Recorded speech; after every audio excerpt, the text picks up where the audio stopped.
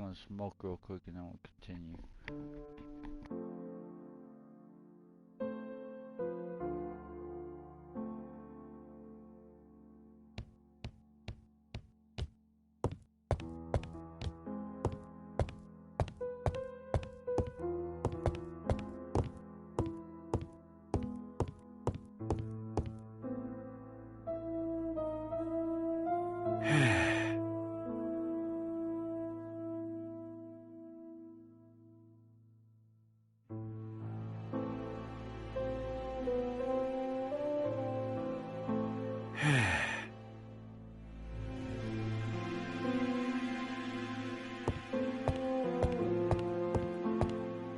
It is now the right time.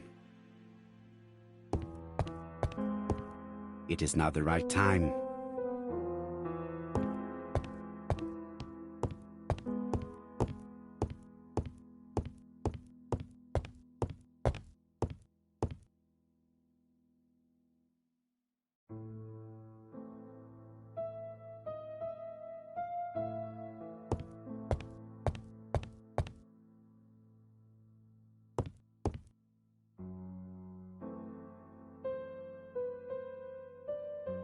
Dear Mr. Poirot, well, what do you think?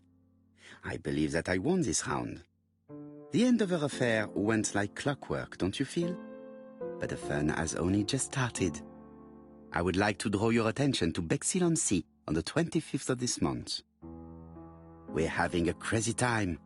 Best wishes, ABC.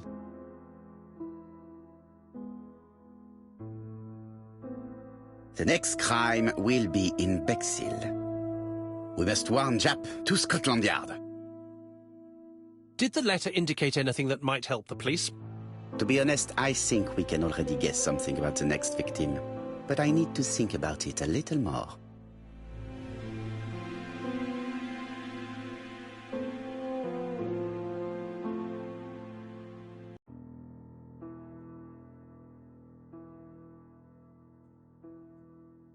Let us examine this more closely.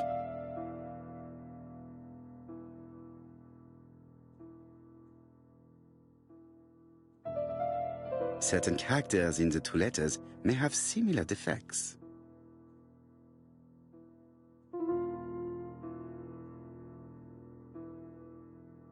Let us examine the characters in this word. Let us examine the characters in this word. Yes, this I is weird. However, the characters in the two words do not match. Yes, the I characters in the two letters do indeed have the same defects. I have to find some other similar defects to confirm my theory. Yes, the A appears to be quite unusual. That's right. The A characters in the two letters do indeed have the same defects. I have to find some other similar defects to confirm my theory.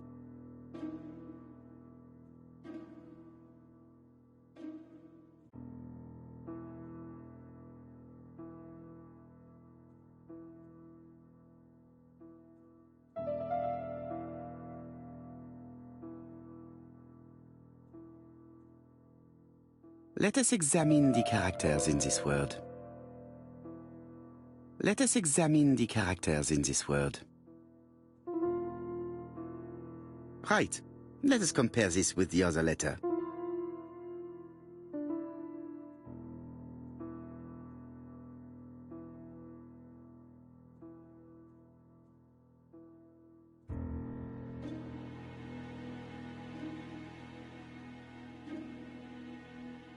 Let us examine the characters in this word. I don't see anything in particular. Let us look at another word.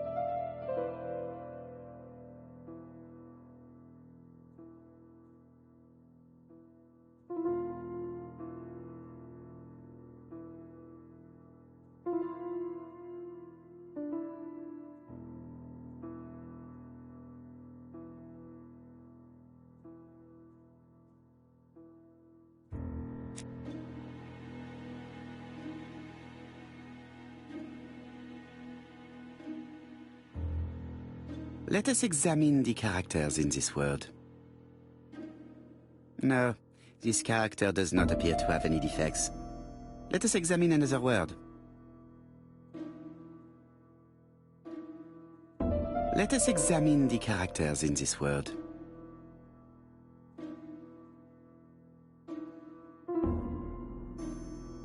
No, I already saw that the letter A was slightly off-center in the two letters. I have to find some other similar defects to confirm my theory. No, I already saw that the letter A was slightly off-center in the two letters.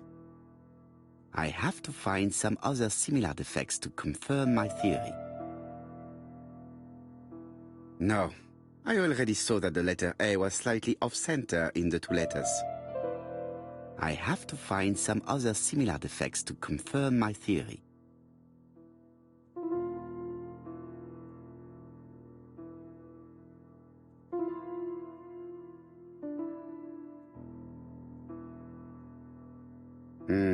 The W is not printed properly.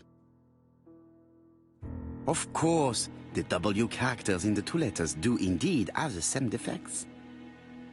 My theory was right. These two letters were written with the same typewriter. Both letters were written on the same typewriter and show the same characteristics. You surprise me, Poirot. You usually ignore material proof. But there is nothing usual about this case, Hastings. Nothing must be overlooked. Let us now try and get our brain cells to work.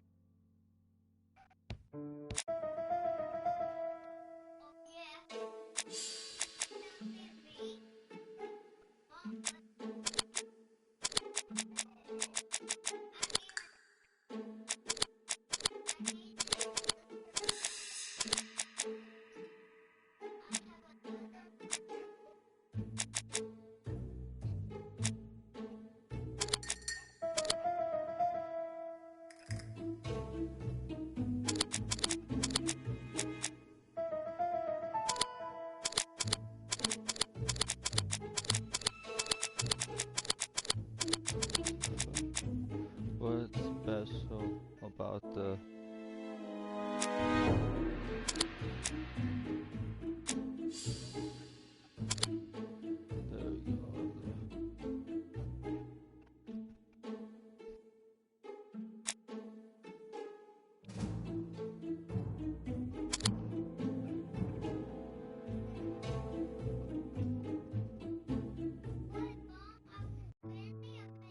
So, Poirot, have you found something? Oui, I believe so. But I am afraid it is not enough to stop the murderer. Let us go and see Chief Inspector Japp. I will explain there.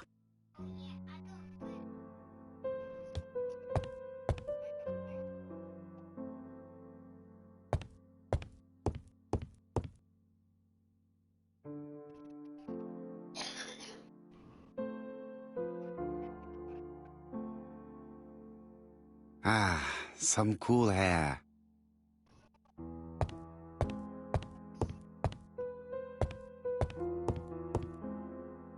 It's impossible to get through to Scotland Yard.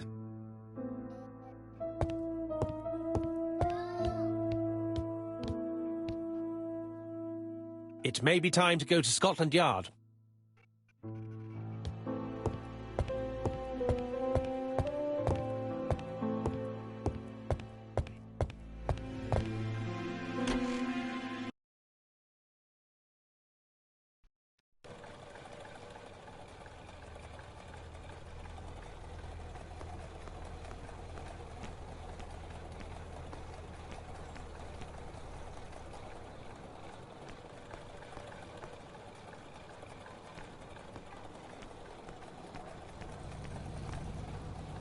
It may be time to go to Scotland Yard.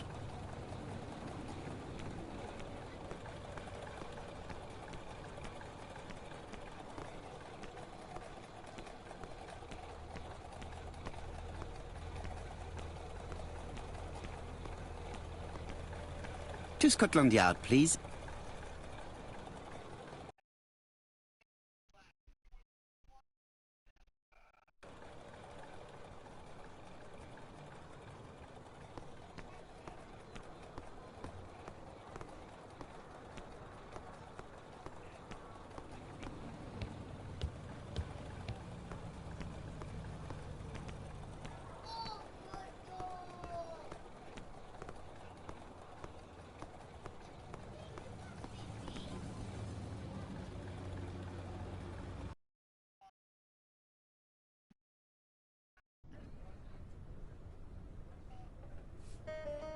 Like all hunters, Hastings has always been fascinated by weapons.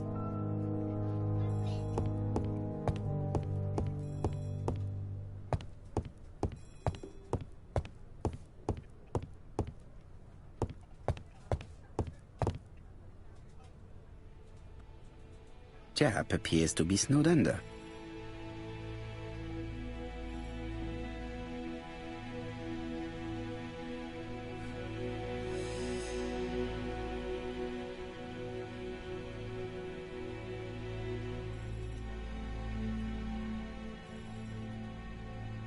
Japp appears to already be overloaded with work.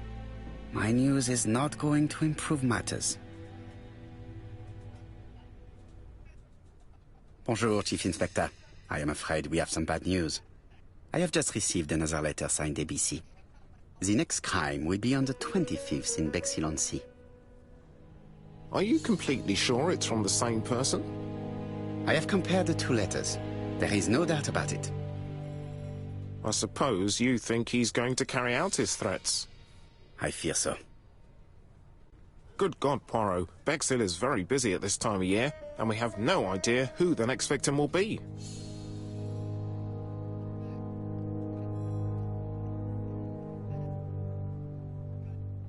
I suspect that the name of the second victim will start with B. What on earth makes you think such a thing? I thought about it when I saw the name Asher clearly written over the shop door of the unfortunate woman who was murdered in Andover last month. When I received the letter mentioning Bexhill, I deduced that the victim, like the town, might have been chosen by alphabetical order. So, it's an alphabet fiend. I'm going to have a list drawn up of all the people whose name starts with B. I hope there aren't too many of them. Bien. We should leave you to work, Chief Inspector. You have a few days to prepare yourself. Thank you for coming, my friends.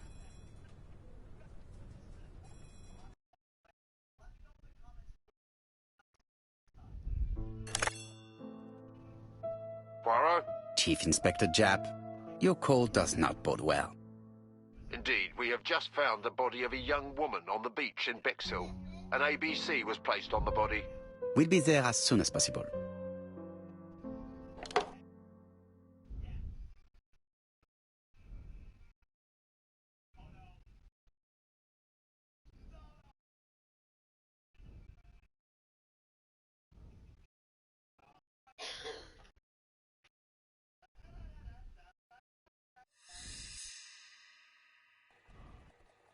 Bexhill is a delightful town.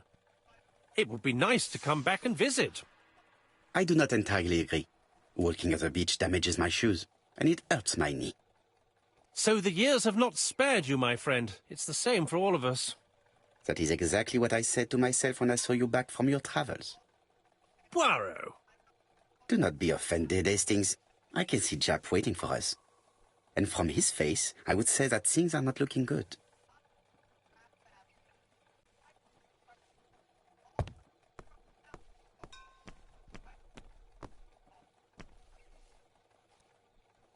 Bexhill seems to be a pleasant little town.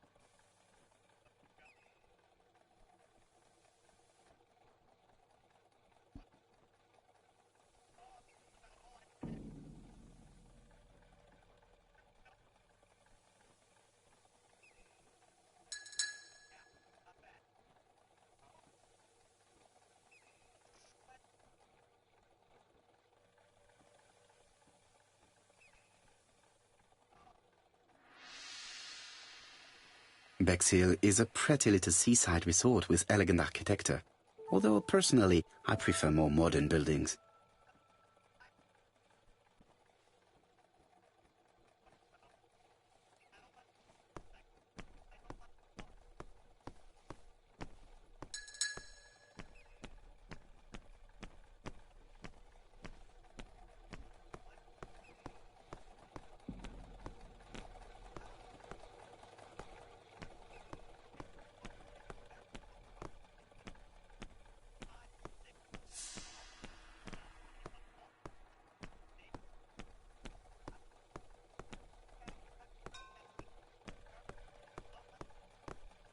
With all these tourists, these shops must be thriving.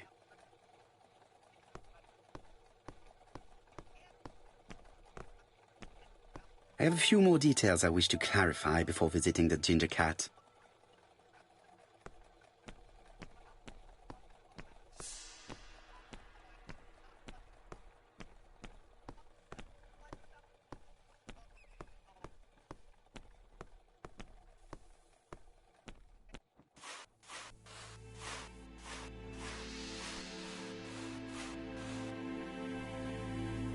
Hastings appears to be ill at ease.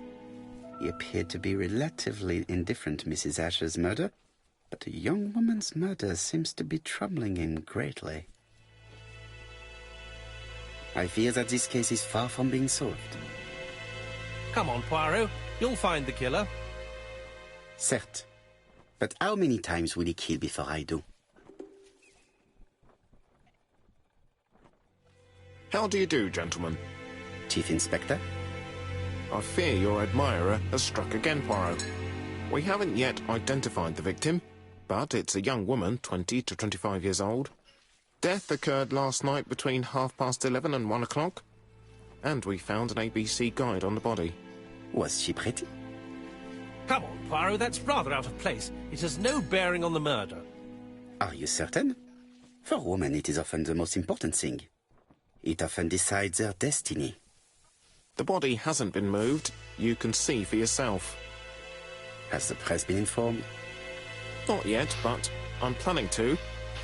I haven't yet informed them about the presence of the ABC guide in Andover.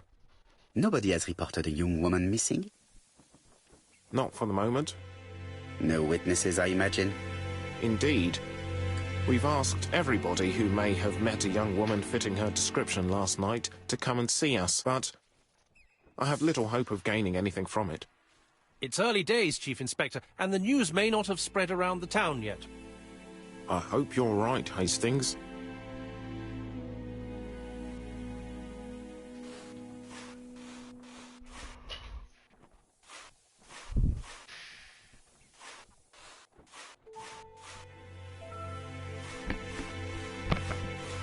Hastings appears to be ill at ease.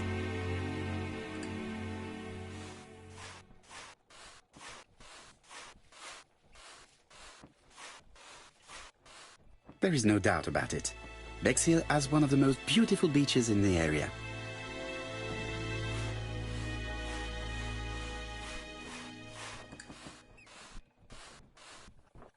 This hut is locked.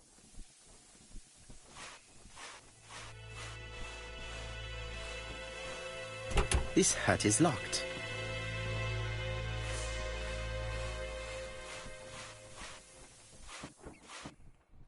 This hut is locked. The padlock is locked. This hut is locked.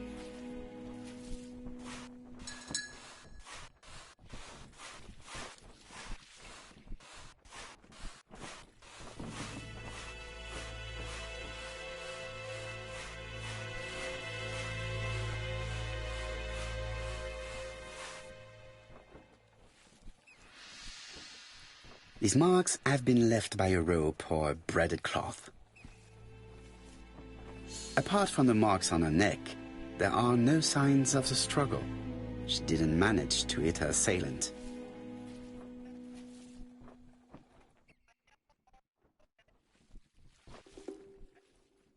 The guide is open at the page for the Bexhill train times.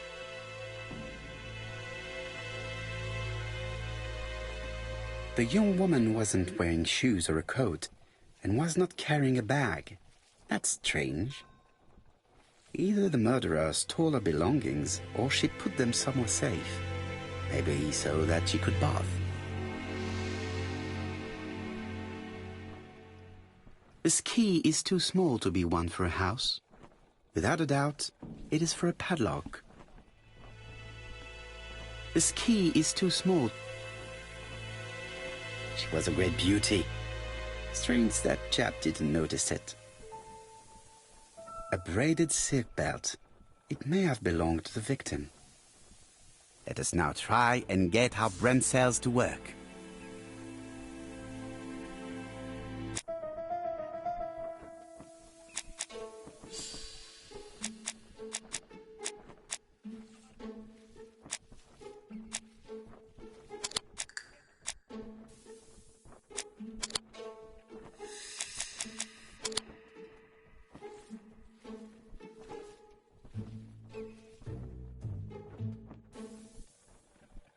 The poor child must have been strangled with his braided belt.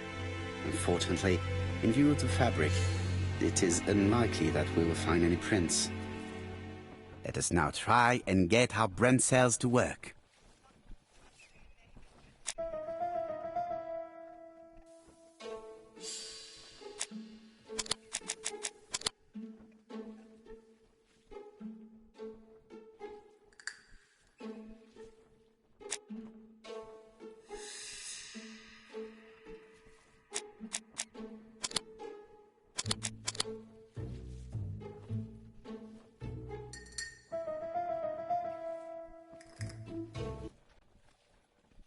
The medical officer should confirm that the victim was strangled with her own belt. That's what I thought. She shows the usual signs of strangulation.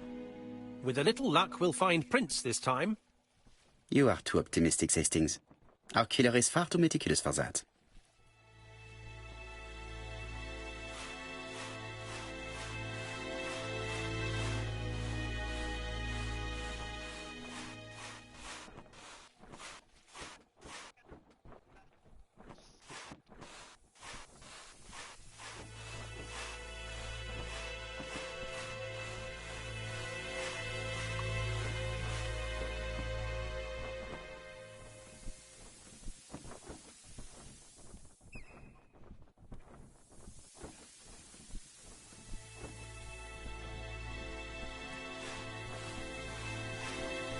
The key does not fit the lock.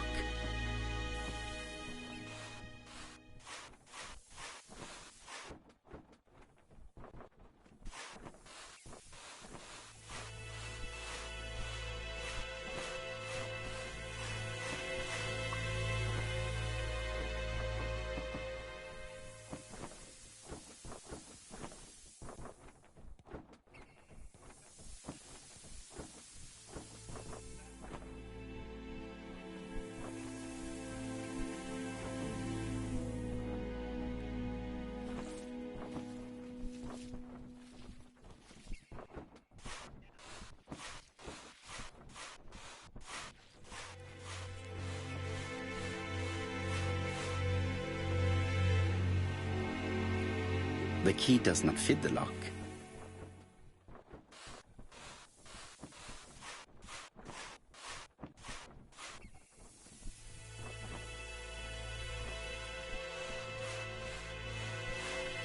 The key does not fit the lock.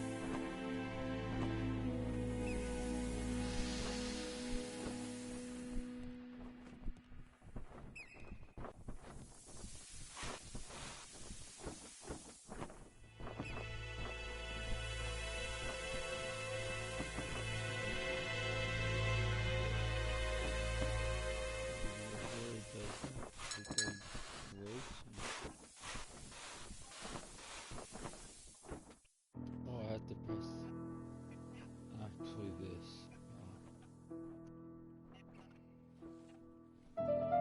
A dual locking padlock. I need to find the code and then insert a key.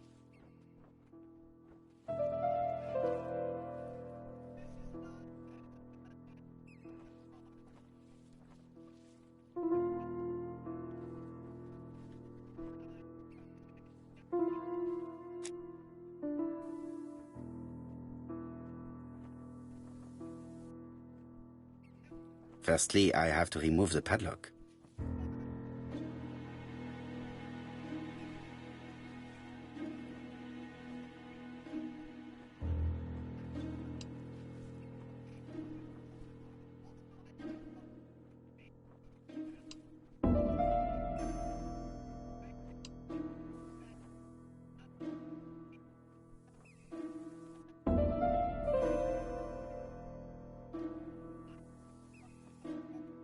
Firstly, I have to enter the padlock's code.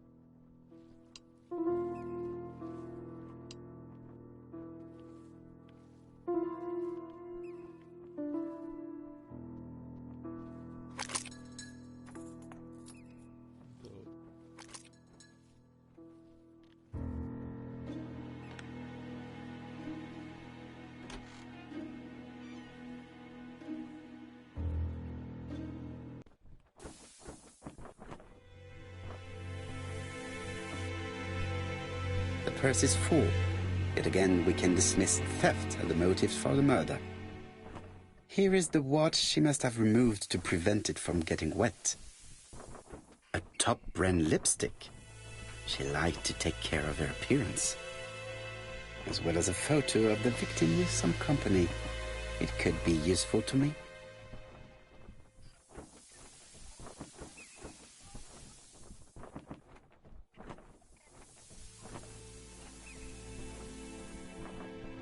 It definitely was here that the victim left her belongings.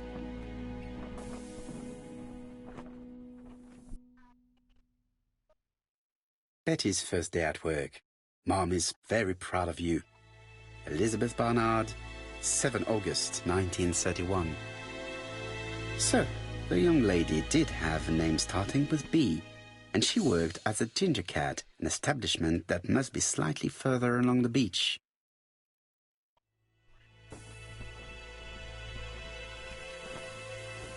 Jap has gone to the police. The victim has been identified and her family had reported her disappearance. She was called? Elizabeth Barnard, mainly Betty. She worked as a ginger cat at the cafe slightly further along the beach. But Poirot, how on earth? Never mind. Do you have her address? Yes, she lived with her parents on the street leading to the beach, number 22. Shall we go? You are far too impatient, Hastings. Let the poor people take in the news first. Let us go and visit the cafe where Betty worked.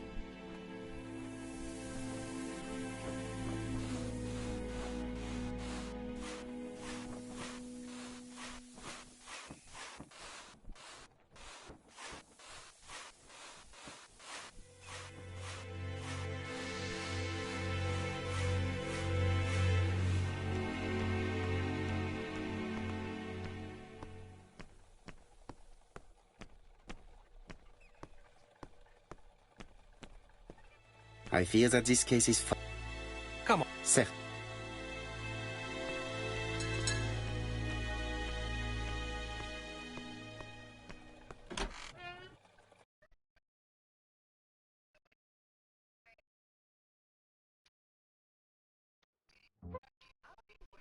Gentlemen?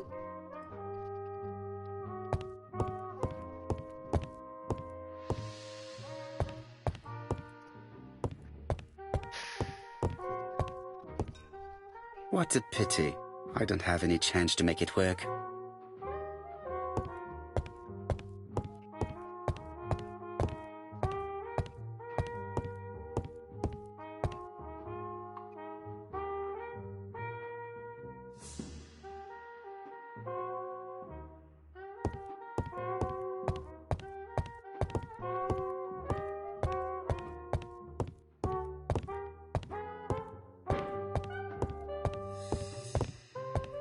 This is a well-laid table. Nothing is out of place and, above all, no creases.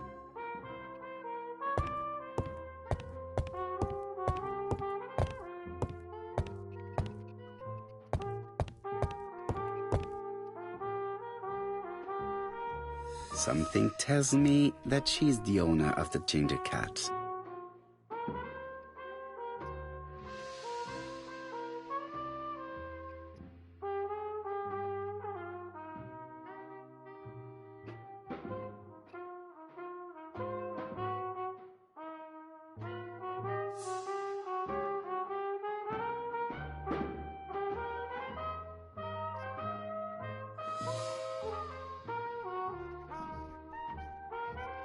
This woman must be the owner of the ginger cat. It looks like something is bothering her. How can I help you? A hot chocolate and a tea for my friend, please. I'll bring it straight away.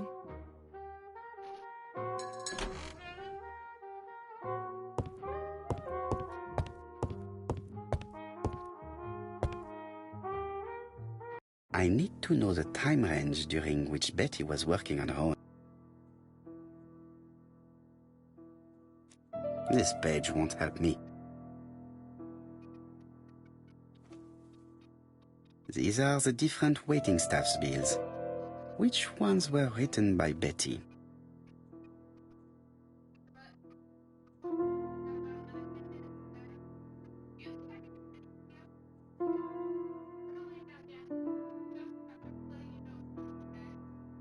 I should consult the register first.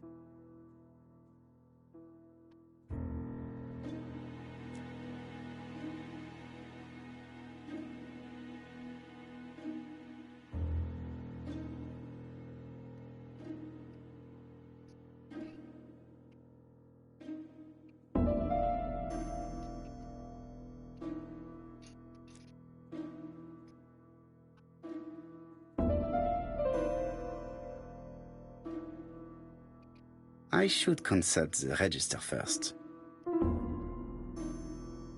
I should consult the register first.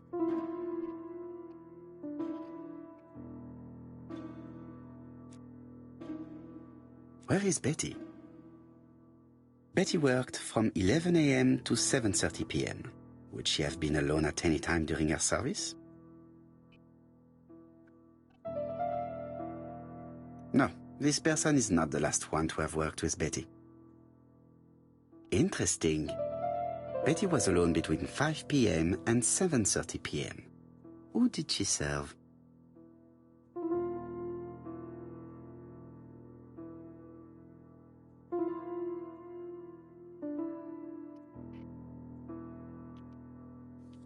Most probably a family. This bill may have been written by Betty. There is probably another one.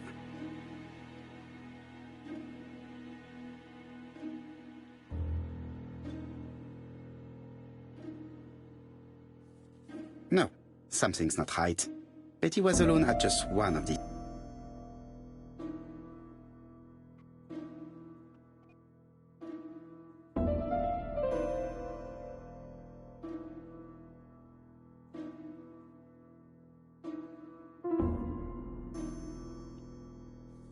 Most probably a single man, a whiskey lover, maybe the murderer. This bill may have been written by Betty. There is probably another one.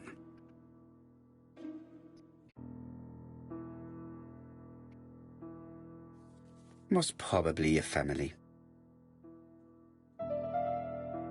Betty served a family and a man on his own, a whiskey drinker, maybe the murderer. This information will help me to progress. But, gentlemen, what are you doing? We are searching for clues, mademoiselle. My name is Hercule Poirot. I am a detective, and this is Captain Hastings.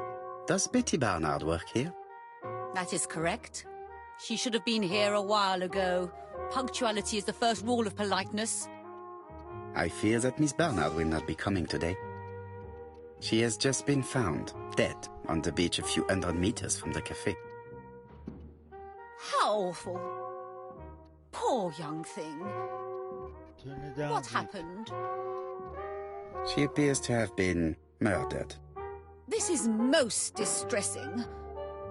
How this will affect my business, I shudder to think.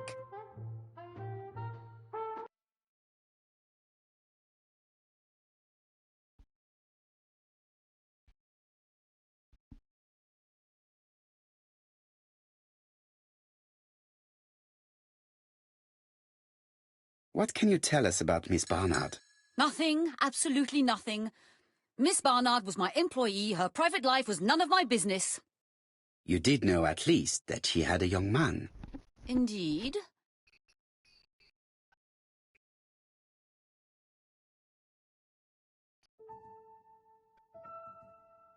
This photo was found.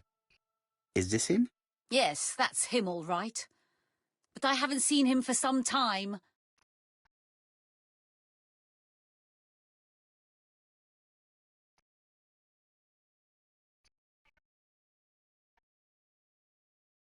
I find young people today very hard to understand. You needn't tell me that. A few weeks ago, they argued just outside the cafe. Imagine what my customers must have thought.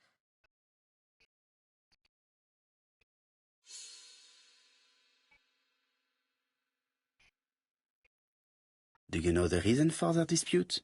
I'm not on those sort of terms with my staff. Now, please excuse me, God damn it.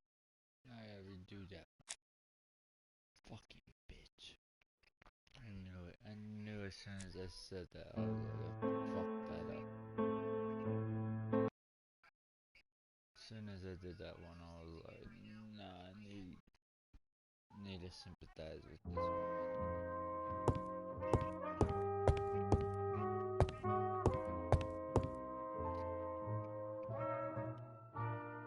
I need to know the time range during...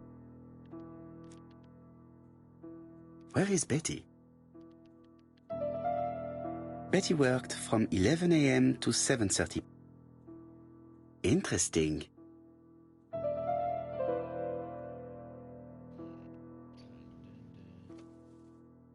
These are the different... Most probably a single man. This bill may have been written.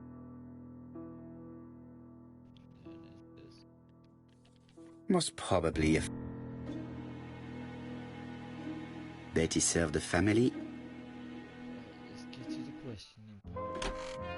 But, gentlemen, what are you doing? We are searching for clues, mademoiselle. My name is Hercule Poirot. I am a detective, and this is Captain Hastings. Does Betty Barnard work here? That is correct. She should have been here a while ago. Punctuality is the first rule of politeness. I fear that Miss Barnard will not be coming today. She has just been found, dead, on the beach a few hundred meters from the cafe. How awful. Poor young thing. What happened? She appears to have been murdered. This is most distressing. How this will affect my business, I shudder to think.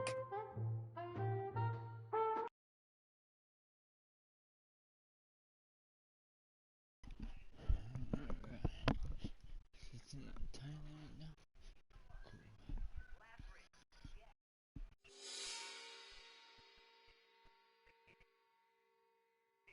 What can you tell us about Miss Barnard? Nothing, absolutely nothing. Miss Barnard was my employee. Her private life was none of my business. You did know at least that she had a young man. Indeed. This photo was found. Is this him? Yes, that's him all right. But I haven't seen him for some time.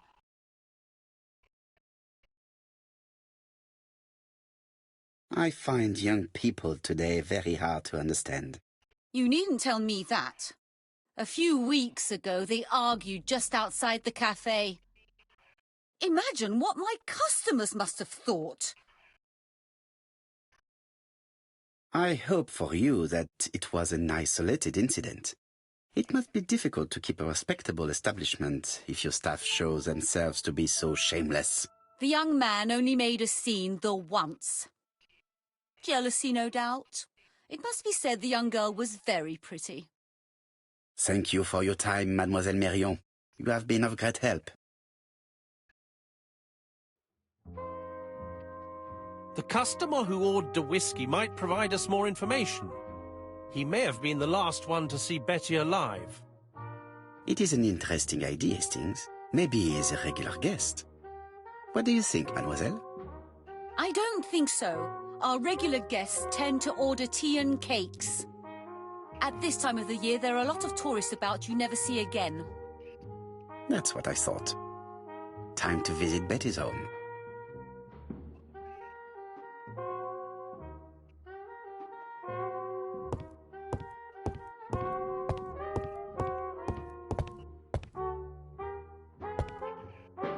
I have nothing to add on the subject of Miss Bernard.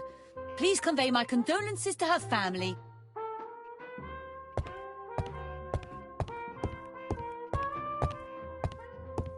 Miss Marion is not the sort of witness that my friend enjoys questioning.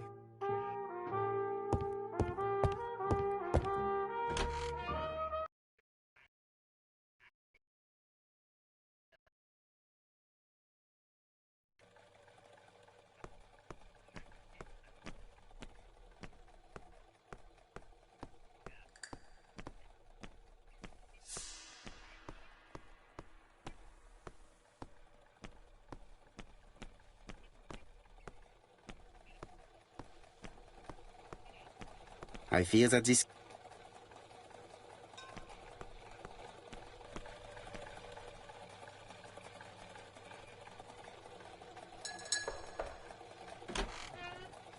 How do you do, mademoiselle? My name is Hercule Poirot. I know you. You're that detective we hear all about. I do not know if that is a compliment, but I will take it as one for now. You are Betty's sister, I believe? Yes. My name is Megan. Can we come in? Please do.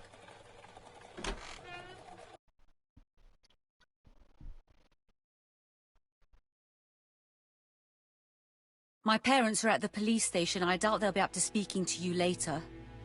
Do not worry, we will not bother them. Did you know your sister's plans for yesterday evening? No. I arrived by train this morning. My parents called me in a panic when they discovered that Betty had disappeared. She went out last night, but she didn't tell them where she was going. What was your last conversation about? Her new dress.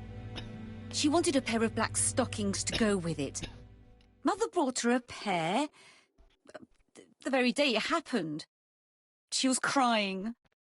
And to think that Betty never even wore them. Poor Mummy.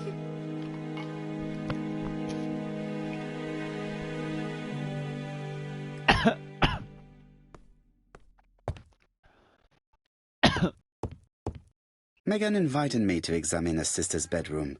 I should take advantage of the opportunity.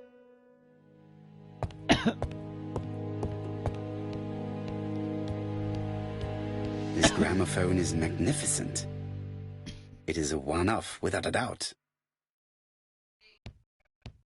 Family photos and files.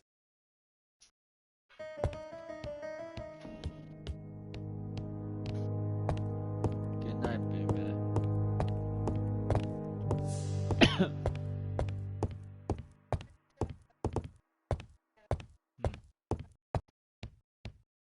You gonna give me some hugs?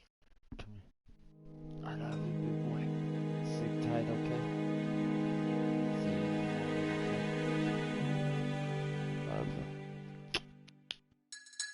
good at.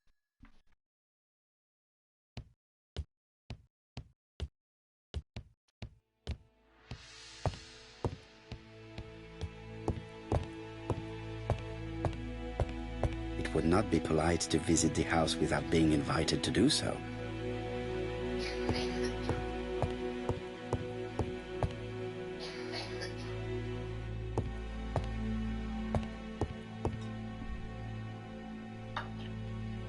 The Barnard appeared to make music a priority in their budget.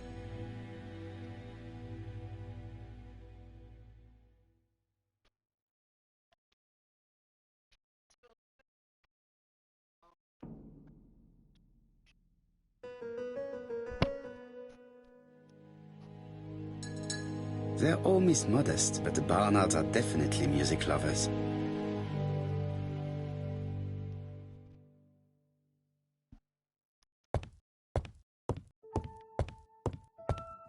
Hastings always pays more attention when young women are being questioned.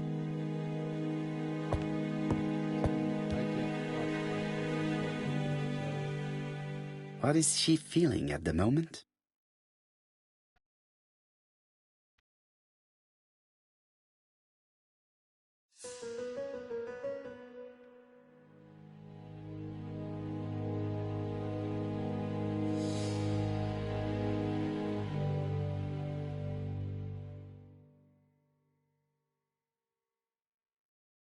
Mr. Poirot, I don't like being stared at. If you have something to say, would you please say it to me?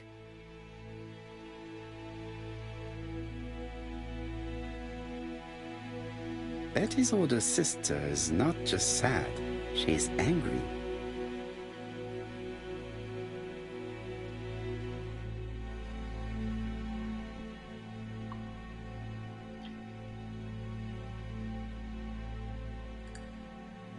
Your sister had a fiancé, I believe?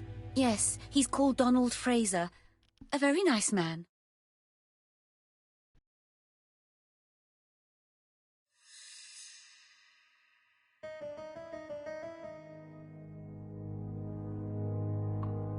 A hot-headed man by all accounts. You are quite wrong, Detective.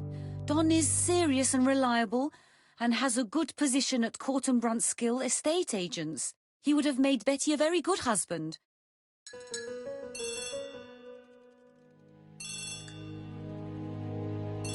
Oh, excuse me, I have to answer that. But of course. Betty's room is opposite the stairs on the first floor. Feel free to take a look if you think it might be useful.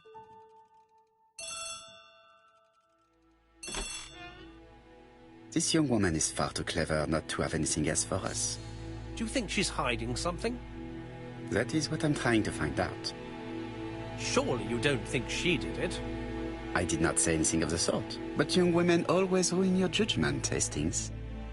Who knows, maybe Megan was jealous of her attractive young sister. I see.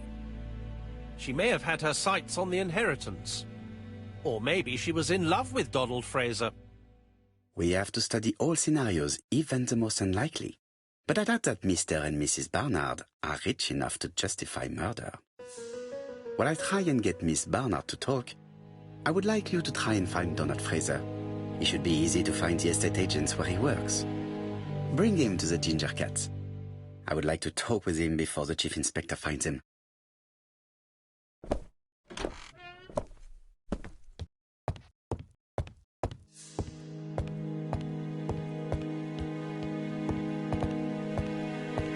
It is now the right time. Where's that?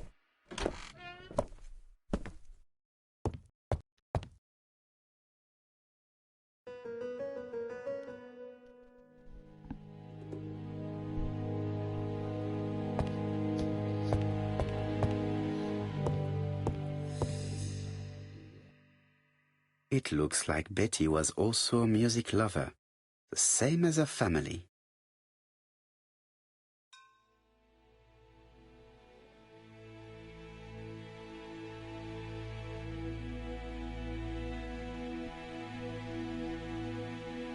Without a doubt, Betty used to sing.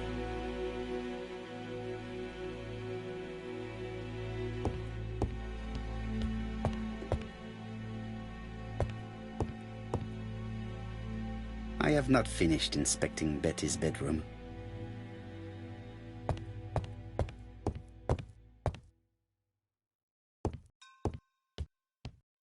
Looking at all the clothes she took out, Betty must have had a problem deciding what to wear. Maybe she had a date? A box of new stockings.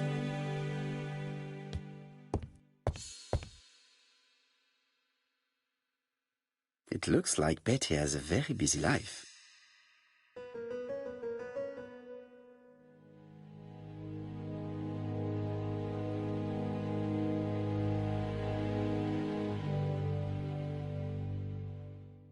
Betty liked luxury and going out, and being as pretty as she was, she probably did not have any problem getting herself invited.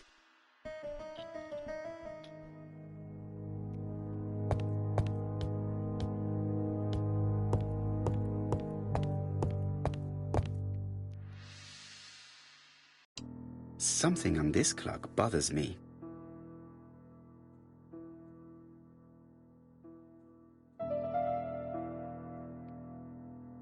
This metal disc is stuck. This metal disc is stuck.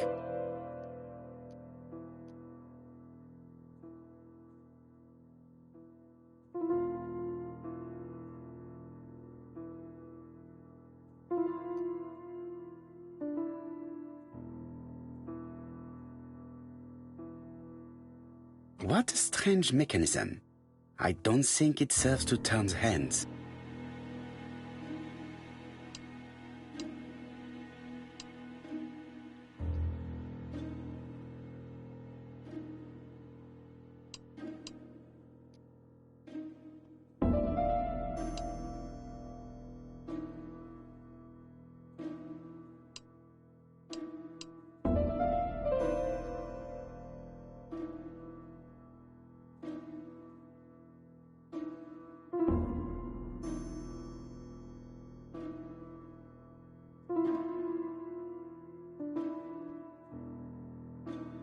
The cogs are blocked by these wooden panels.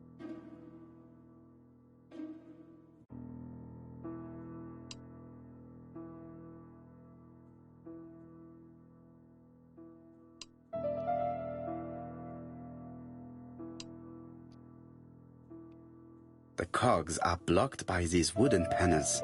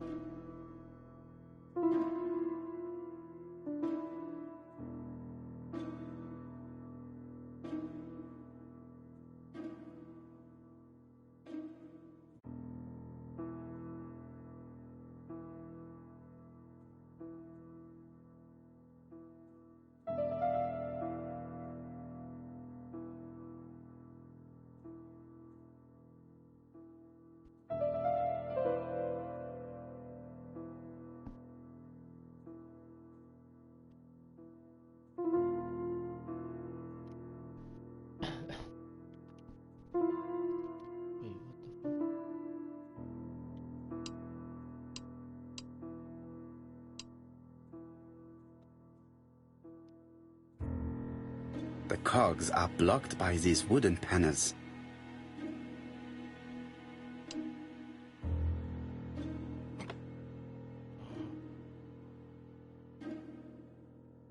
I don't know what I just did.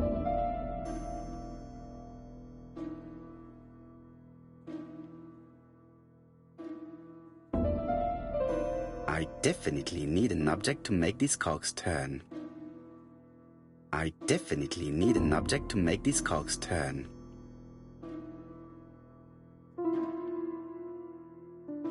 This metal disc is stuck.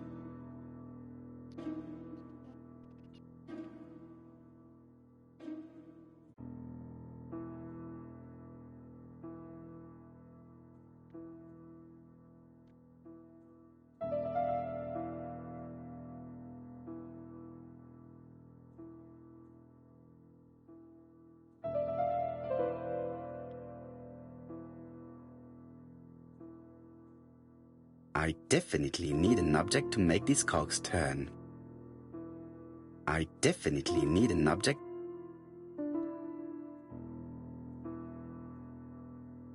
I definitely need an object to make the.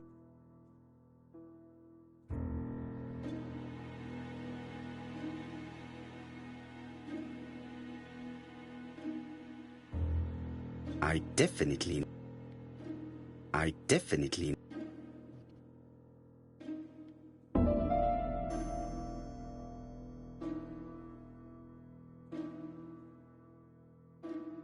I definitely need an object to make this.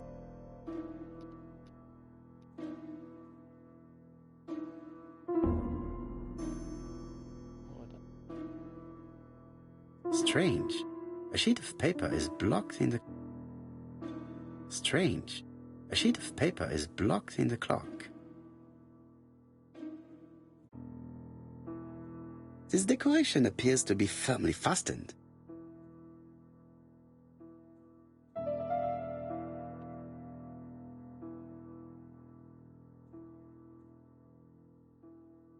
This decoration appears.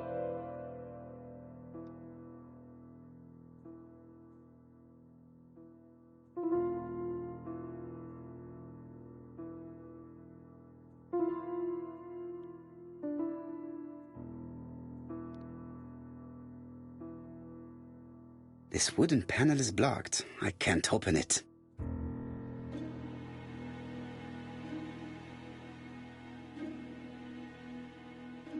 This decoration appears to be firmly fastened.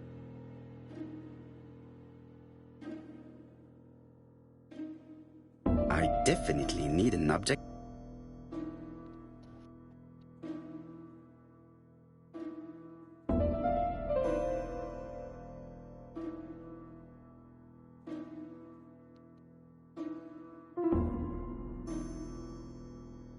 There, that's better.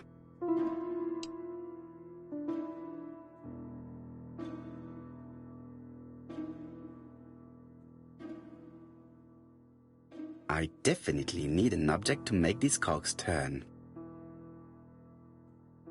I definitely.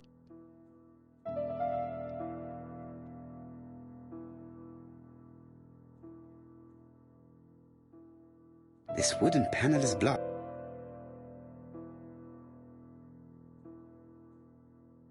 This wooden panel is blocked. This wooden panel is blocked.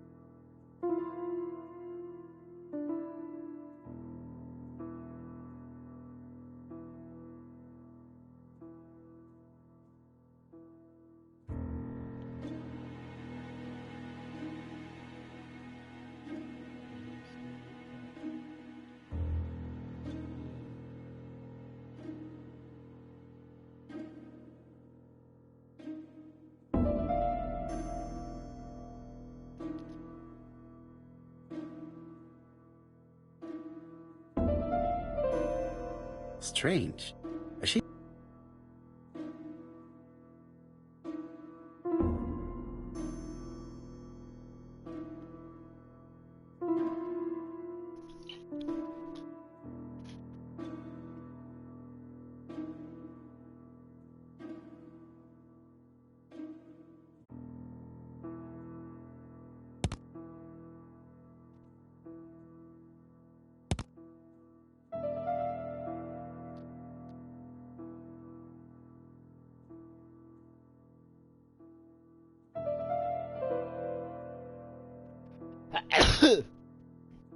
Strange. A sheet of paper is blocked in the clock.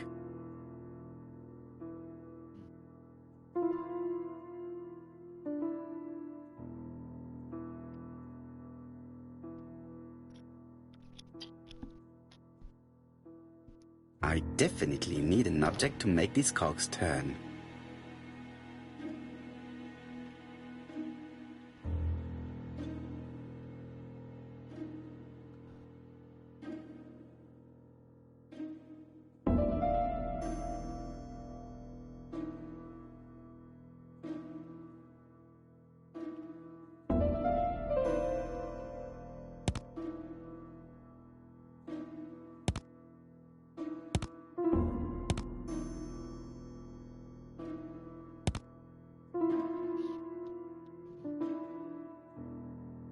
I definitely need an object to make these cogs turn.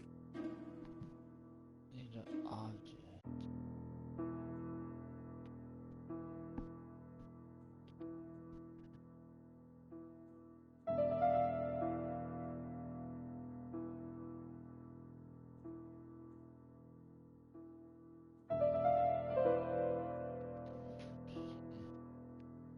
It's gotta be something.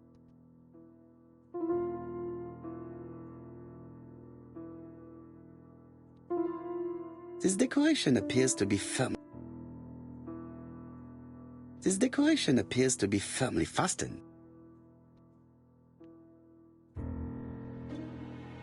This decoration appears to be firmly fastened.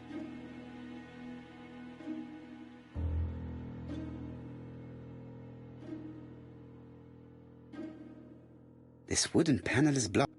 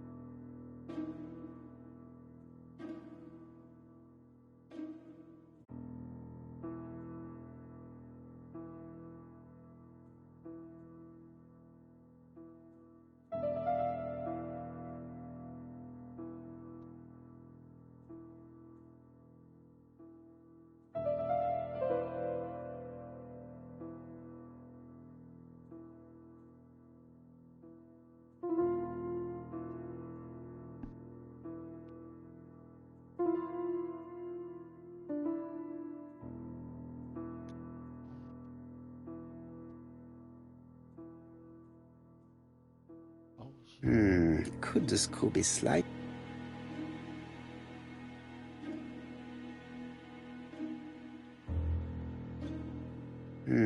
Could the screw be slightly loose?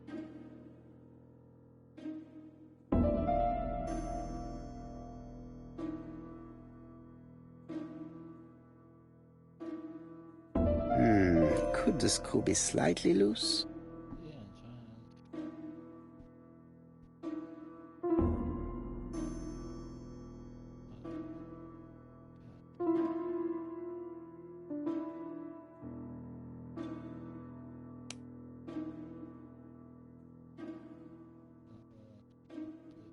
trying. Could the screw be slight?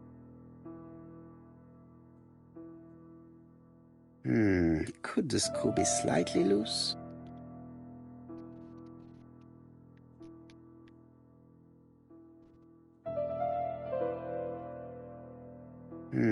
Could the screw be slightly loose?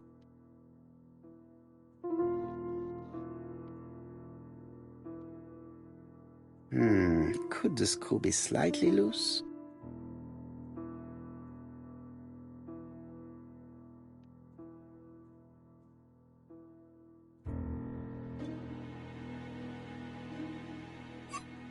Oh, what the fuck is that?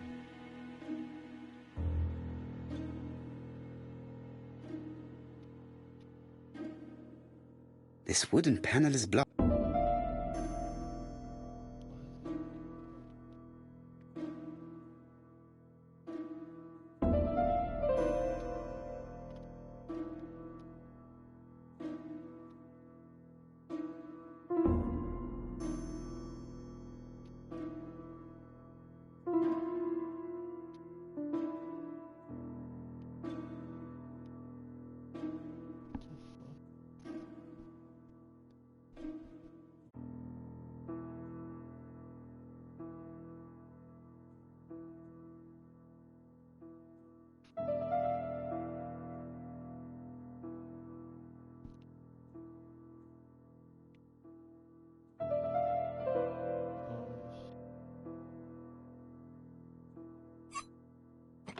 Good.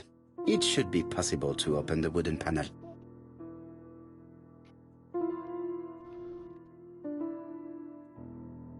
Strange. Bro, nobody's clicking on that bitch. Look, a key. Thank God I looked this way. This could be useful.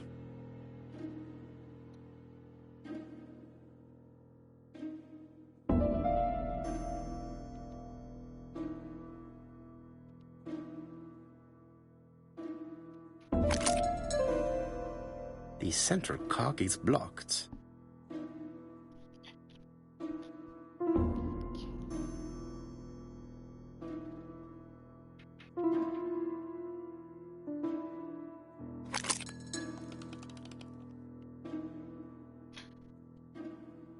I definitely need an...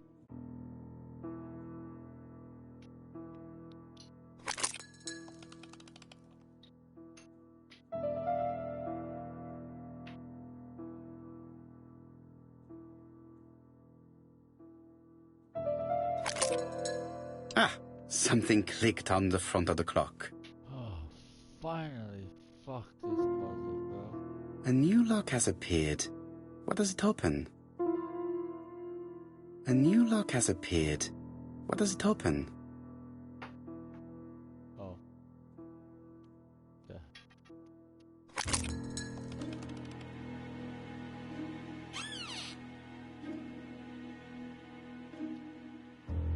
No. This could be useful.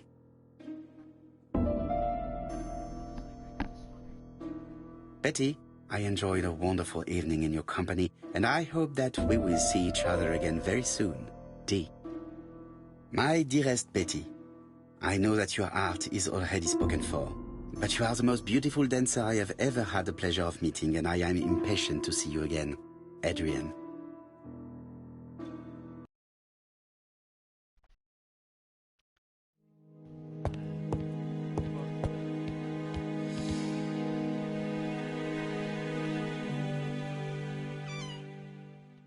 This small key should be useful to me. Medicine to prevent voice loss. Did Betty have problems with her voice?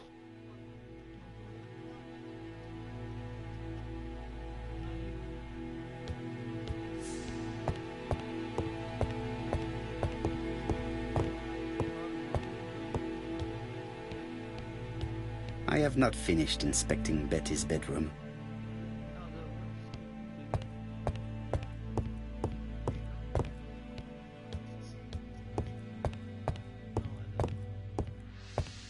A record sleeve with an handwritten title.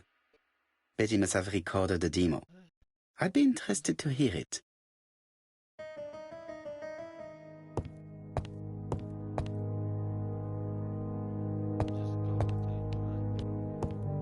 A record sleeve with a handwritten title. Betty must have recorded the demo. I'd be interested to hear it.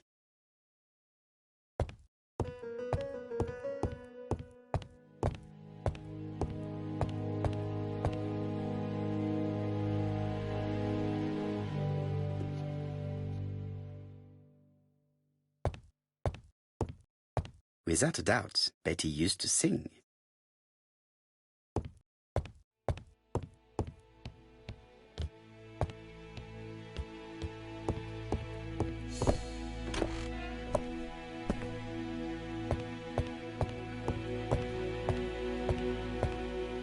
Their home is...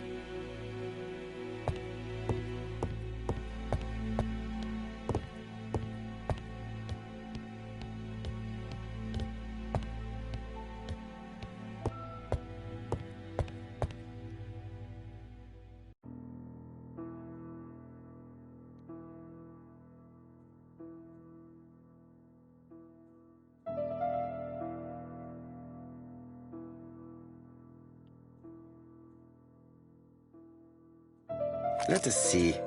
What is this cupboard hiding?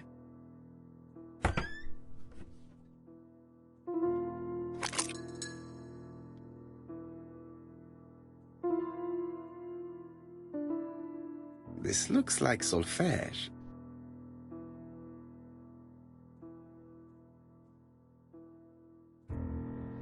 This looks like solfège. This looks like solfège.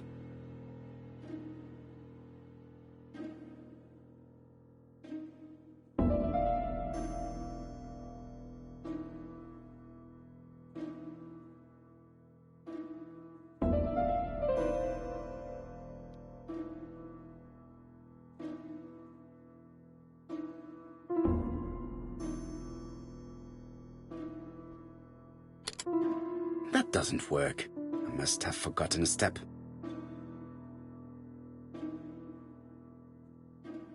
That doesn't work. I must have forgotten a step.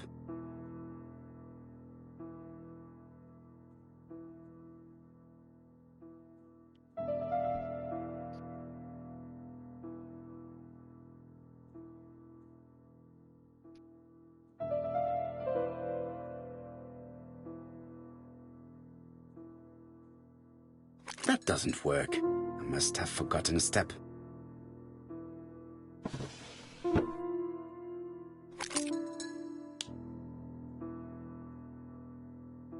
There is bound to be a clue somewhere.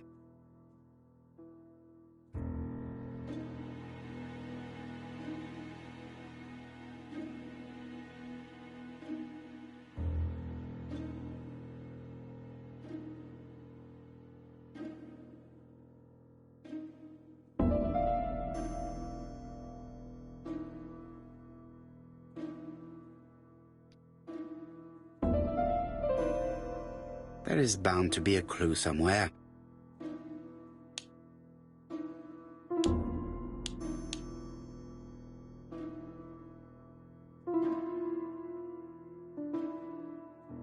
Holy shit, what the fuck is this?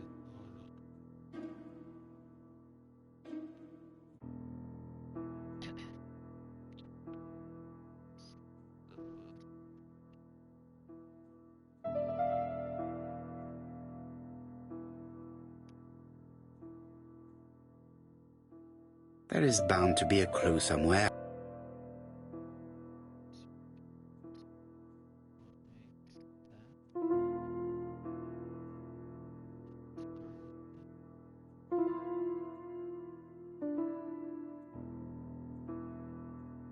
This looks like solfège.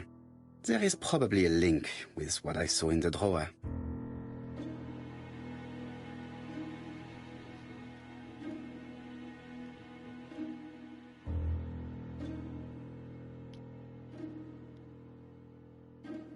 There is bound to be a clue somewhere.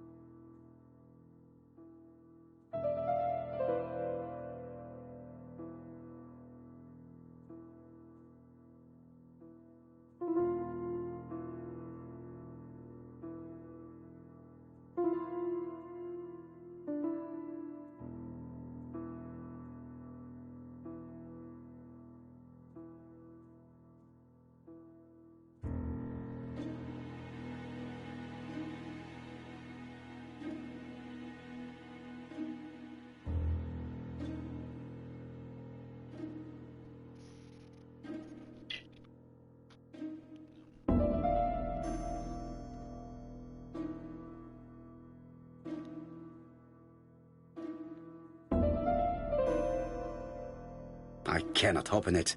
It looks like the mechanism is blocking it. That doesn't work. I must have forgotten a step.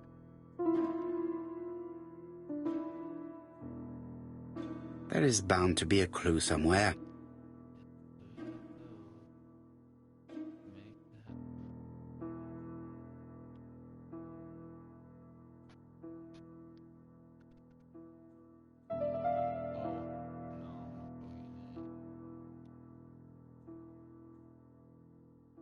There is bound to be a...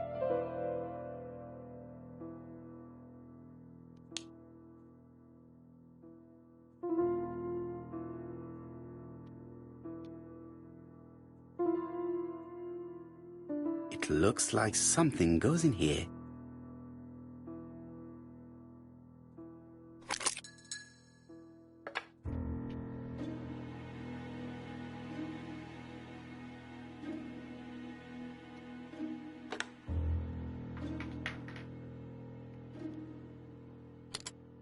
That doesn't work. I must have forgotten a step.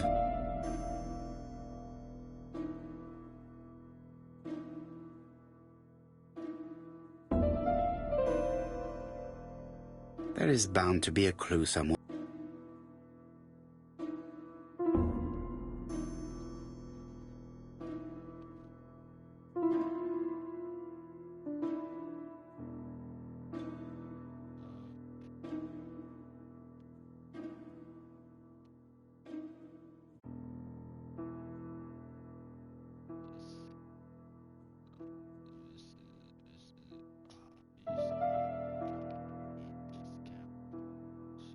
There is bound to be a clue somewhere.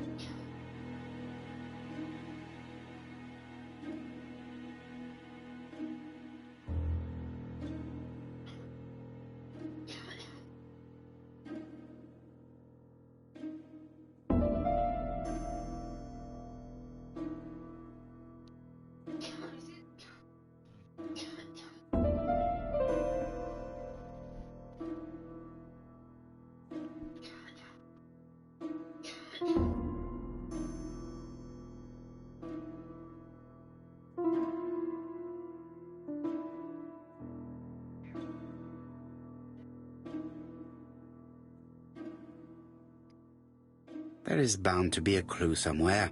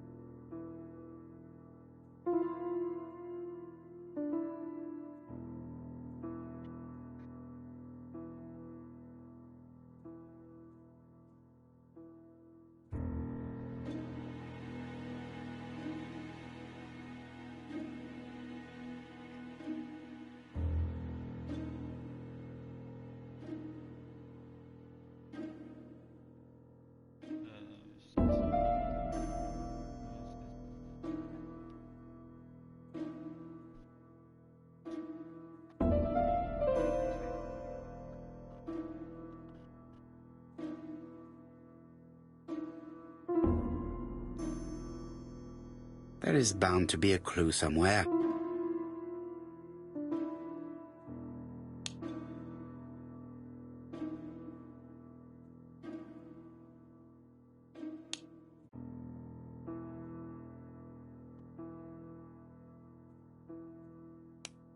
No.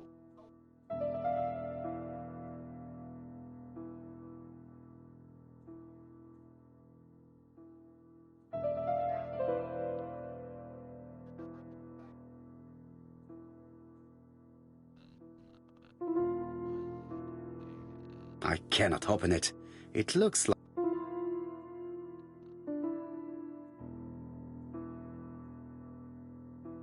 There is bound to be a...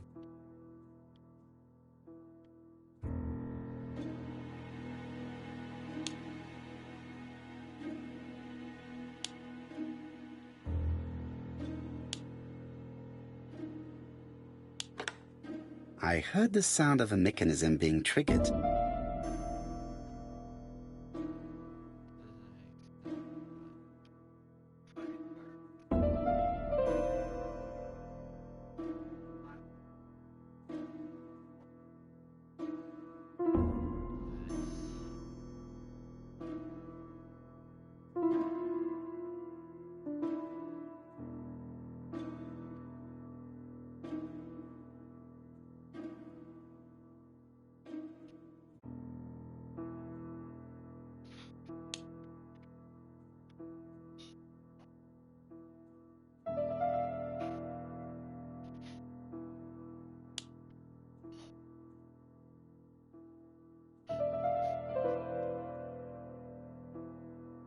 I just have to put the record on the gramophone and start it.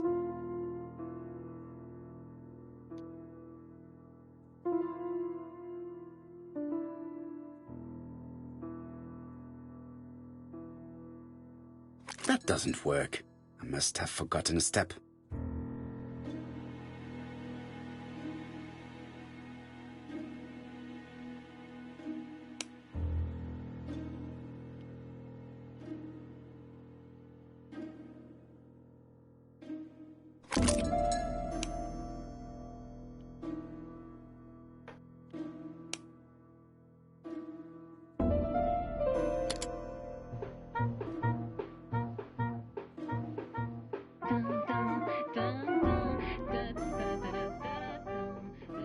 Oh, Donald!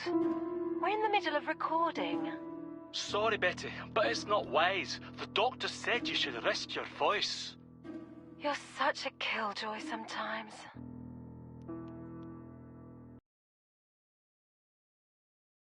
Betty was such a good singer. It's true. Did she have any problem with her throat?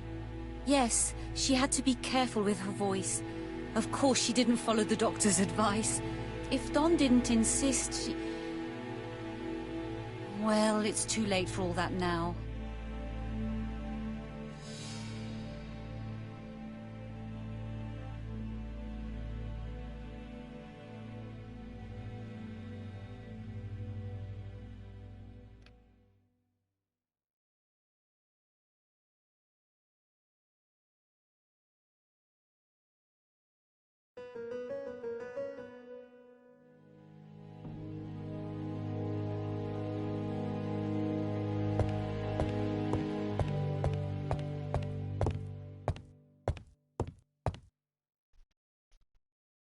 It looks like this woman is single, but she has feelings for someone.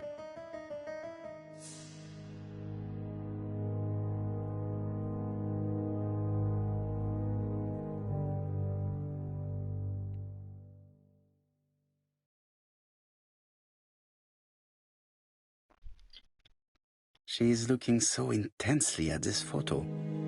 But is it really a sister that she's studying in this manner?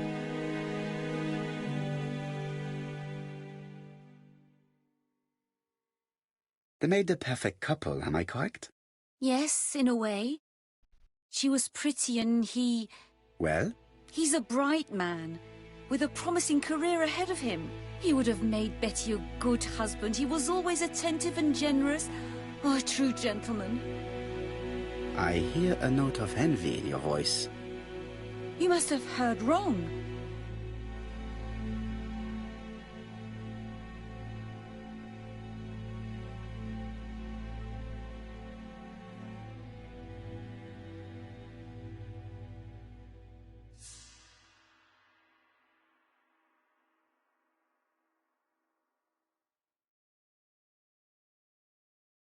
You have not mentioned Donald's jealousy. There's nothing to say.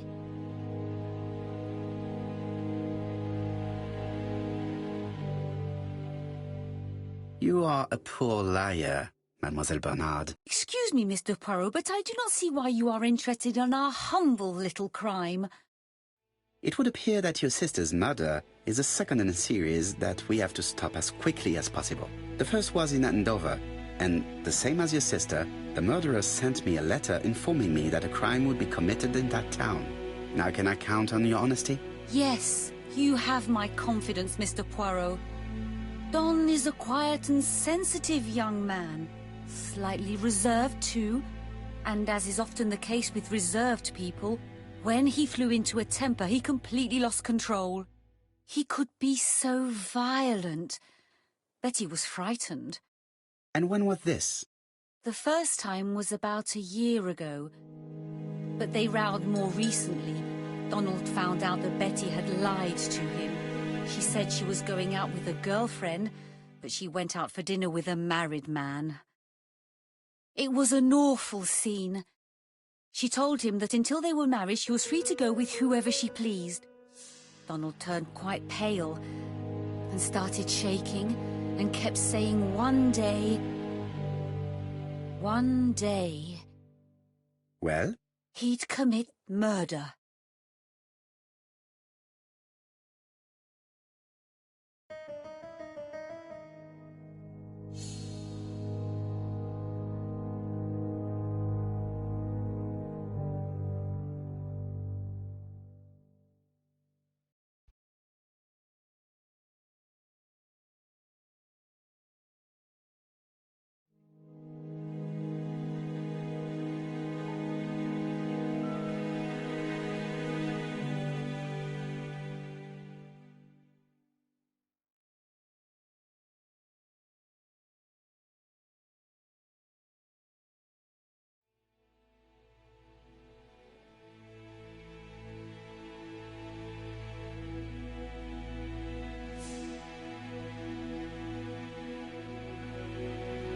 So you were afraid that he would become our main suspect. I know that Fraser was jealous, but I wonder why you feel the need to protect him. Exactly. Had you not told me about the case, I would never have dared to tell you about this little matter. Don loved Betty with all his heart. I can't imagine for one instant that he would hurt her. Very good, Mademoiselle Barnard. Thank you for your help.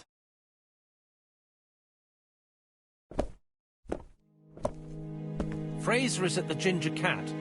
The police haven't spoken to him, but they want to. Très bien, Hastings. Let's see him now. Au revoir, mademoiselle. My deepest condolences to your parents. Of course, Mr. Poirot. And don't be too hard on Don. He's more fragile than he looks. If you say so. Let us now try and get our brain cells to work.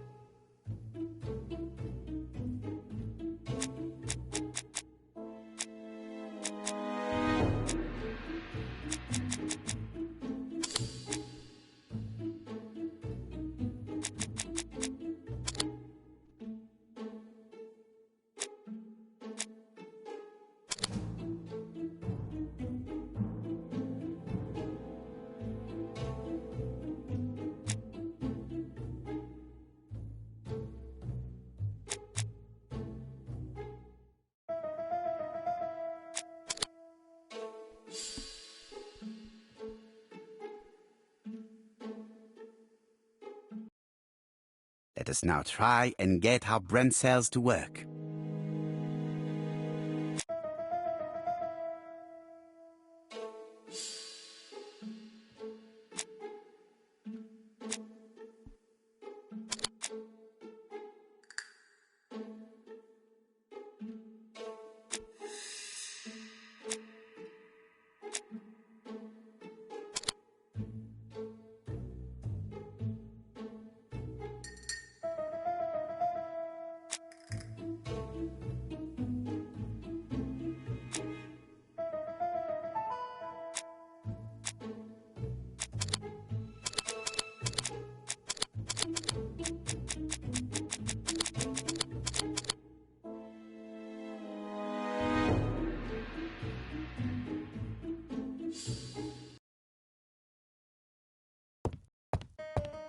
Hastings always pays.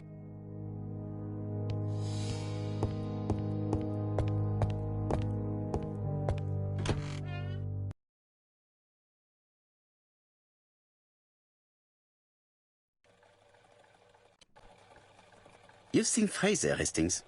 What is your feeling? He's a big chap. Fragile isn't exactly the word that springs to mind. I talked to his landlady before seeing him. She went to bed at 11. Fraser wasn't home yet. Bien. Megan Barnard said he is a reserved character but with a nasty temper. We will see if this is the case.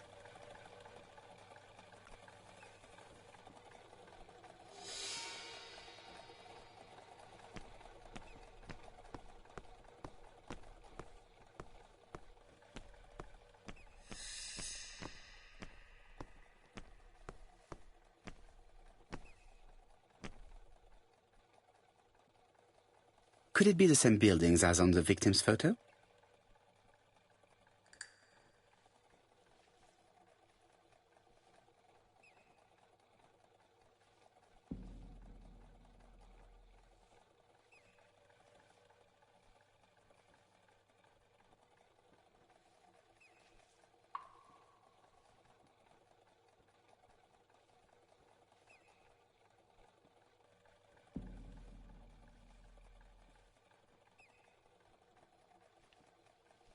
This is definitely where the photo I found in the hut was taken.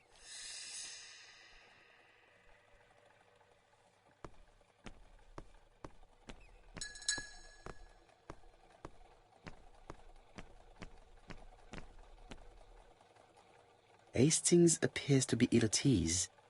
He appeared to be relatively indifferent to Mrs. Asher's murder, but a young woman's... I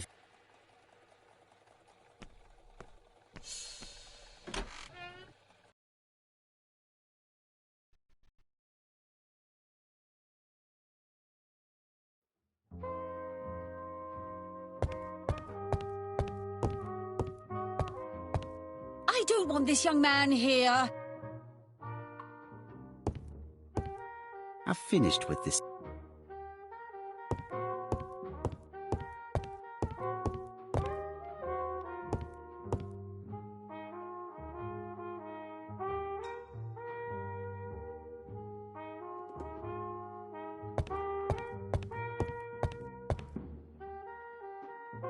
How do you do, Mr. Fraser? You're Hercule Poirot. Mr. Hastings said you wanted to speak to me. Yes. I know that it may not be the right time, but I would like to ask you a few questions.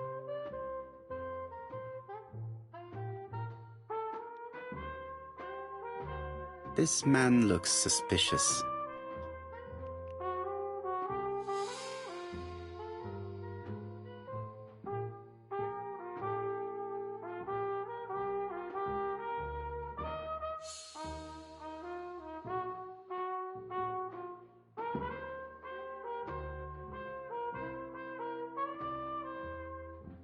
Leave me alone.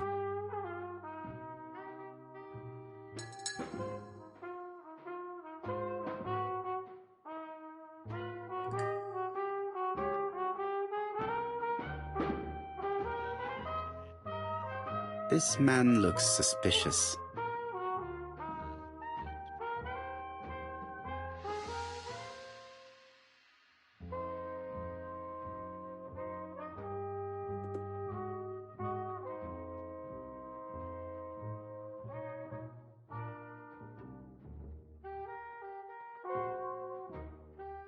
Donald Fraser is in a terrible state, as if he hadn't slept all night. And he's drinking White Horse. Leave me alone.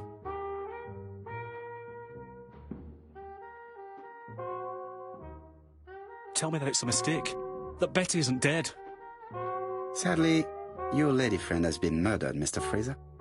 Oh, Betty, if only you'd listened.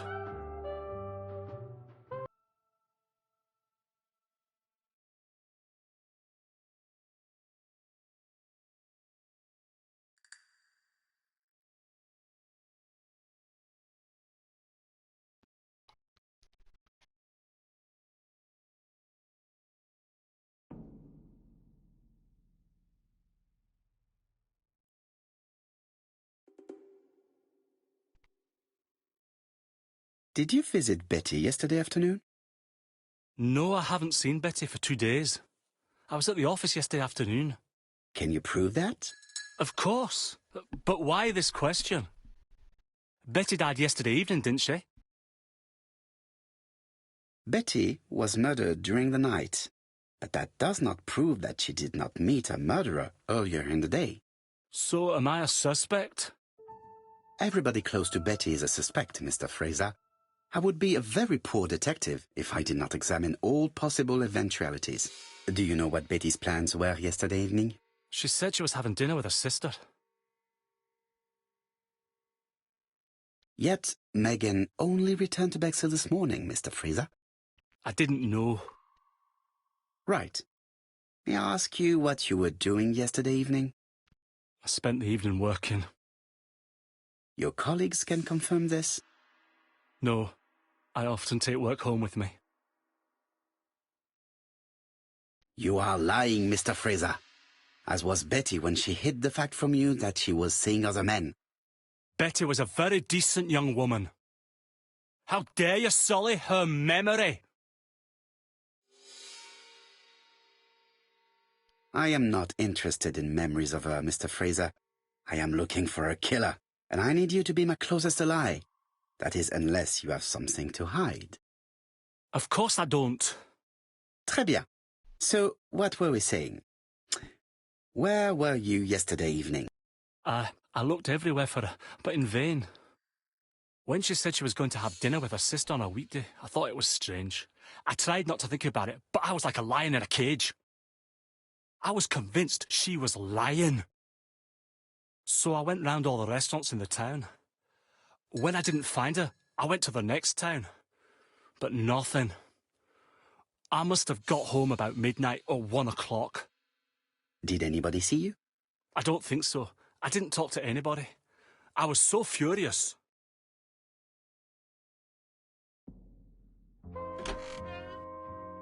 Ah, I knew I'd find you here, Poirot. I thought the victim's young man was here. Yes, he's all yours, Chief Inspector. Let us now try and get our brain cells to work.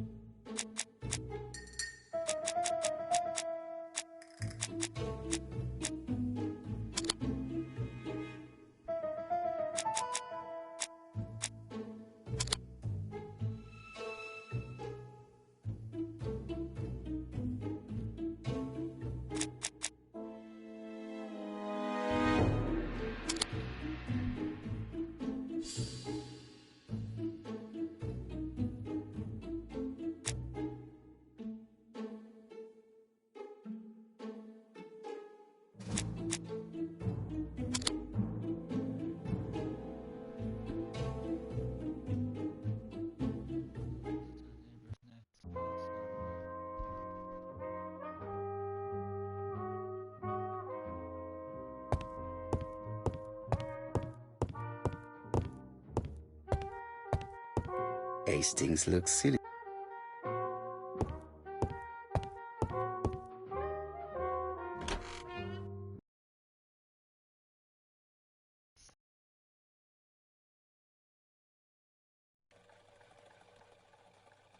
Fraser...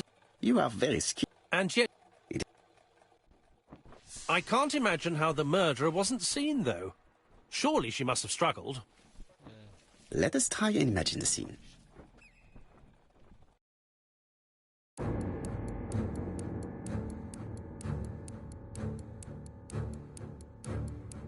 The killer and the victim are walking on the beach. Miss Betty has a bag, a belt around her waist, and carries her shoes in her hand. Both of them walk slowly to hut number 5.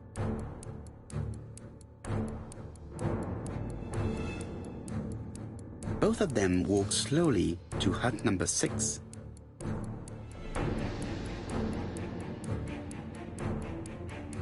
Miss Betty enters the hut. She leaves without her belongings. Then she hides a code.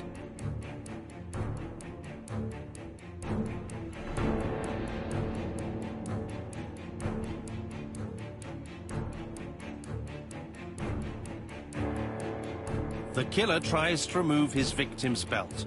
She panics and tries to stop him. She runs away, pursued by her assailant. No, there is no sign of a chase. Things must have happened differently. Let us think again, mon cher.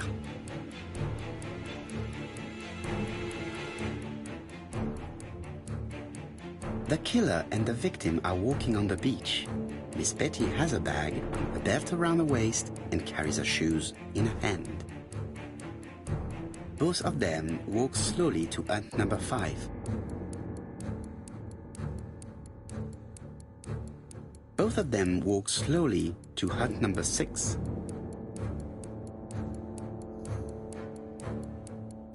Miss Betty enters the hut.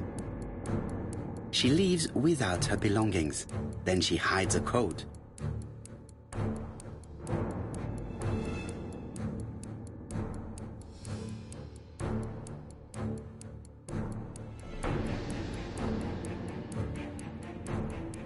They keep walking. Then she removes her belt. The murderer moves behind her and then attacks her by surprise. The body falls, lifeless, on the sand. Everything appears to match the crime scene, mon cher Hastings. That is exactly what happened.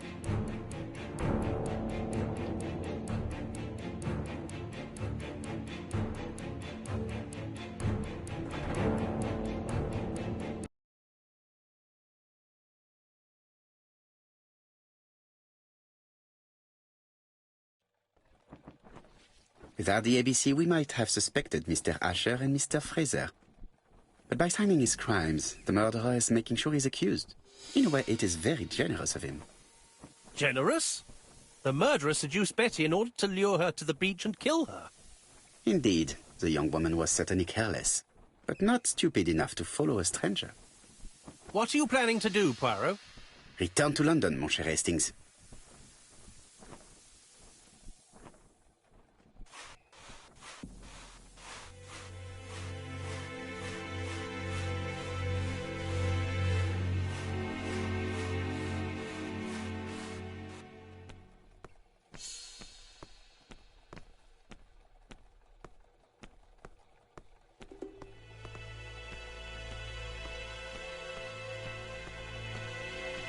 Right, back to London. I'm coming. Right, back to London. There is nothing more for us to do here.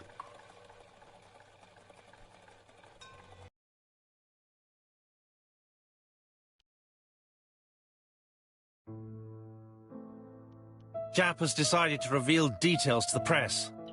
The alphabet murder is now famous. It is not a bad idea. The more people who know, the greater our chances of finding out something of interest. Poirot, I have a bad feeling.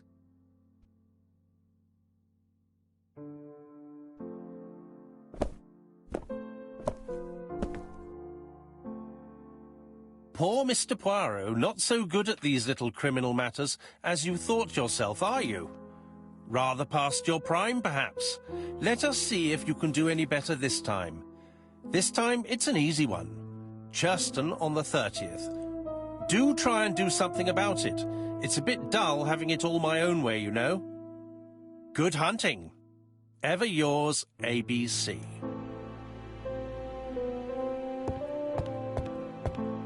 Good hunting. Did you hear that, Poirot? The murderer seems to be taking it all as a game, a challenge. He will strike on 30th in Churston. We must warn Scotland Yard.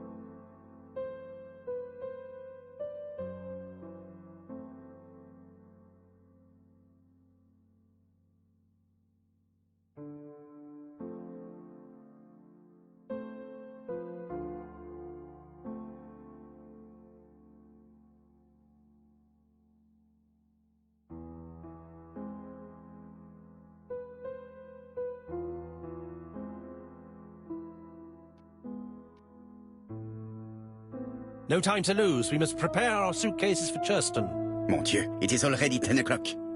I will call Scotland Yard immediately.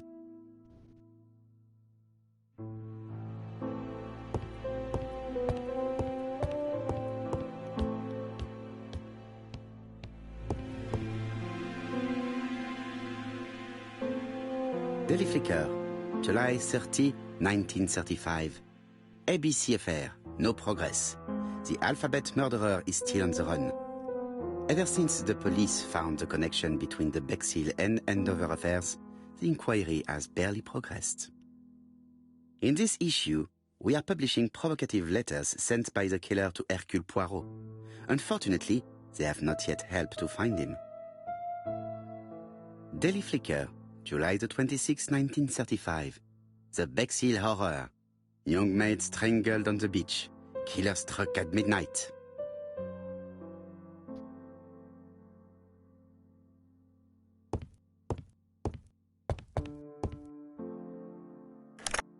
Hello, chap. We received a new letter from ABC in the 10 o'clock post. Where and when? In Churston. Today. Today? I'll inform the population immediately. I'll check the train times. Call me back.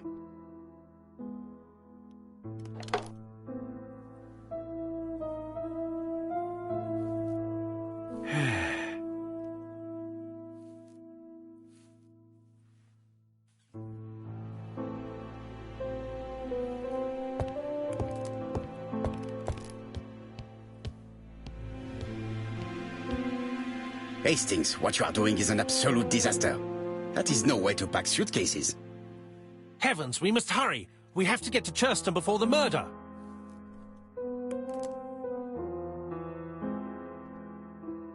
Hastings, order and method are always necessary, regardless of the circumstances.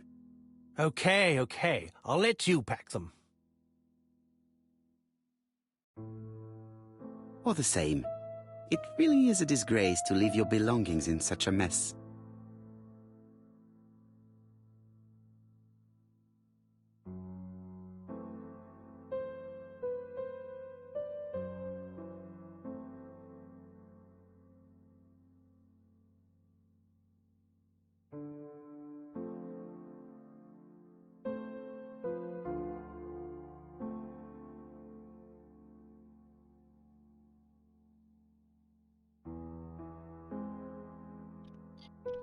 Voila! It only took a minute. Poirot, you were right. I've just consulted the ABC guide. There's no hurry. The next train doesn't leave till 11:45. You see, there is no need to hurry. We will not be in Churston until tomorrow morning. After the murder. But why has the murderer warned us so late? It's not what he usually does. Did he do it on purpose? Very good question, Hastings. We should also compare the letter we have just received with the other two, although I have very little doubt about what we will find.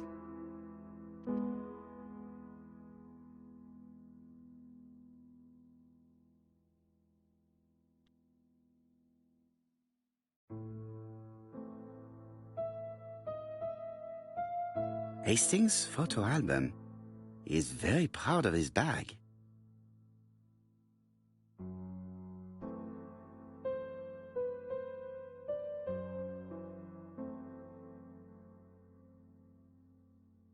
We've missed the 6:45 train, but we have plenty of time to catch the night train.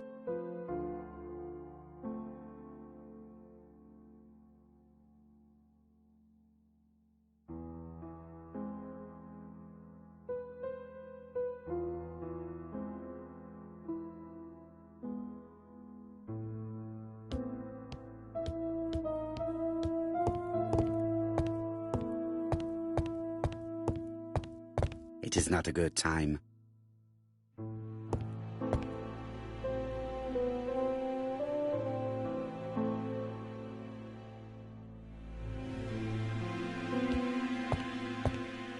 It is not a good time.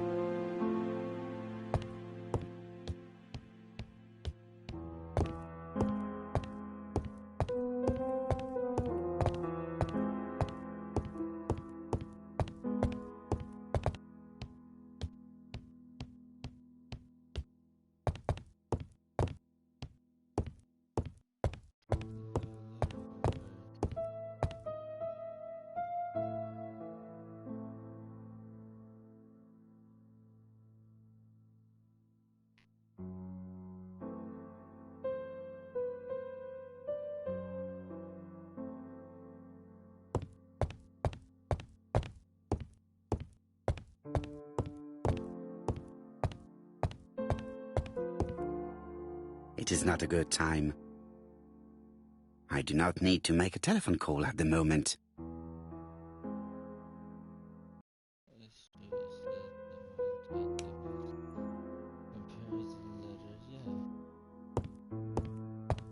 I do not need to...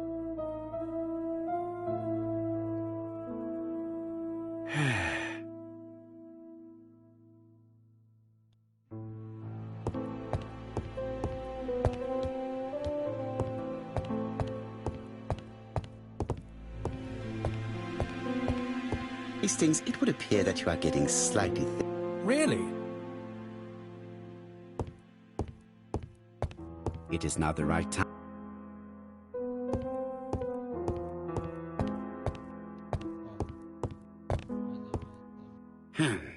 It is.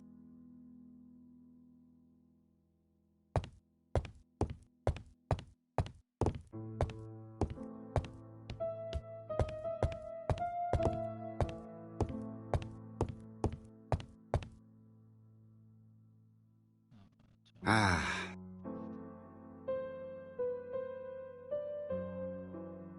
Right, let us compare this new letter with the second one. Let us examine this more closely.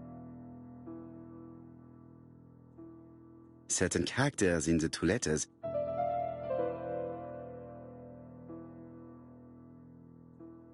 Yes, this I is weird. Yes, I have to find some other similar defects to confirm my theory. Yes, the A...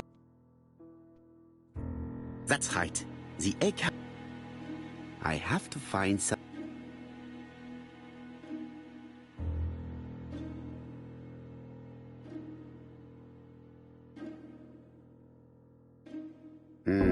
The W is not... Of course. My theory was right. These two letters were written with the same typewriter. Let us now try and get our brain cells to work.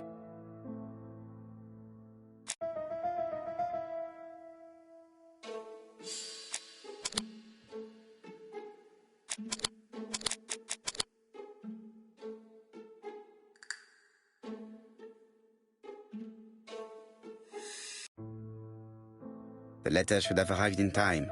The postmark shows that it was sent 3 days ago.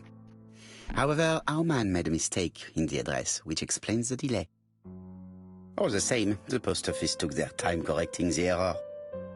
Come on, Poirot. Your address is not quite as well known as that of Scotland Yard.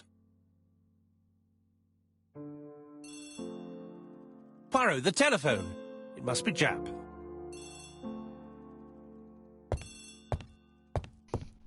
I'm gonna get to this, and this is gonna end the stream as soon as we get to the yard. I have some news from Churchton. Bad news, I'm afraid. Sir Carmichael Clark was murdered while out on his evening walk. Sir Carmichael Clark. The name is familiar to me. He was a famous throat specialist, one of the best in London. A wealthy man, he retired to Combside, a beautiful house by the sea. He collected antiques. Are you going there? Yes, let's meet on the train.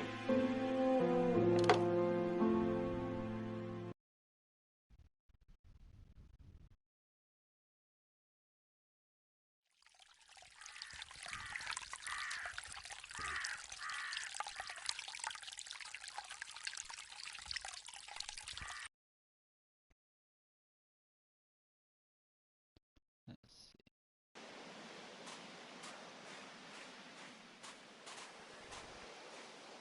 The victim is called Sir Carmichael Clark, one of the best throat specialists in London.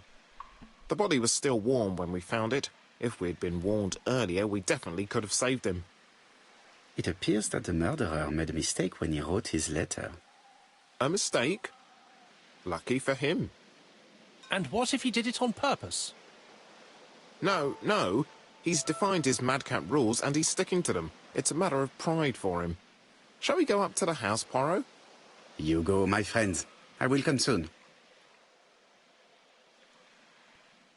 Alright, that's gonna end the stream there. I will be streaming more just tomorrow. We're probably gonna beat the game tomorrow. So yeah, probably stream some of this tomorrow, some Metal Evil, try and beat some of that. We'll see what else. But thanks for everybody that tuned in. Have a good one.